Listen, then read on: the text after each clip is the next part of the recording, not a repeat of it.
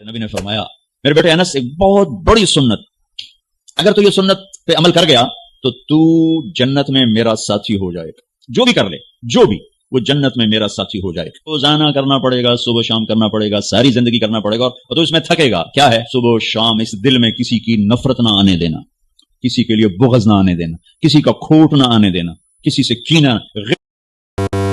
سب سے بڑی سنت کون سی ہے جس کو میرے آقا نے ایک لمحہ بھی ترک نہیں کیا؟ حضور کی ساری سنتیں ظاہری حیات میں ادا ہو رہی ہے، لیکن جس سنت کا میں تذکرہ کرنے لگا ہوں بعد وصال بھی اللہ کے رسول علیہ السلام سے یہ سنت نہ چھوٹی۔ وہ سنت کون سی ہے؟ اس سنت کو فکر امت کہتے ہیں، امت کی فکر کہتے ہیں۔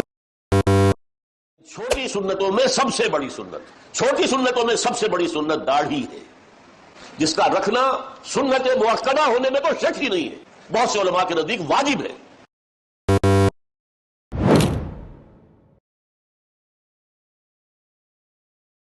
صرف ایک چھوٹی سی بات کرتا ہوں، محمد رسول اللہ صلی اللہ علیہ وسلم کی سنتوں کا ذکر کرتے ہو تم، سب سے بڑی سنت کیا ہے؟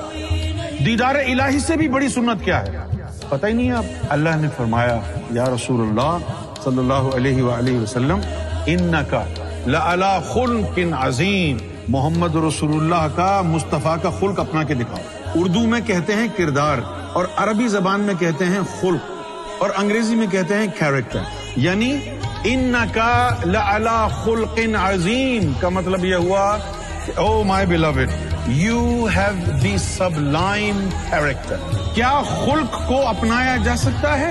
اتباع بھی چھوڑ دو، اتباع بھی اس کے آگے چھوٹی سی چیز ہے۔ اتباع تو یہی ہے نا جو آپ کریں وہ میں کروں، مزہ تو یہ ہے کہ آپ نہ کریں پھر بھی میں وہی کروں جو آپ کرتے، یہ کردار ہے۔